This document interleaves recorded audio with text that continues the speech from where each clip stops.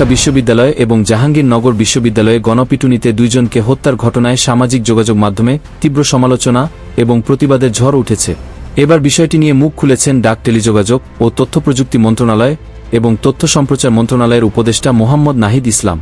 ১৯ September বিকেল ৫টায় Facebook পোস্টে তিনি লিখেছেন, ঢাকা বিশ্ববিদ্যালয় ও জাহাঙ্গীরনগর বিশ্ববিদ্যালয়ে গণপিটুনিতে মৃত্যুর ঘটনা দুঃখজনক।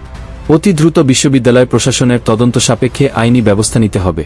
পাবলিক বিশ্ববিদ্যালয়ে ঢালাওভাবে বহিরাগত নিয়ন্ত্রণ সম্ভব নয়। সুনির্দিষ্ট নীতিমালা প্রয়োজন যাতে বিশ্ববিদ্যালয় ক্যাম্পাসে একাডেমিক পরিবেশ বিঘ্ন না ঘটে।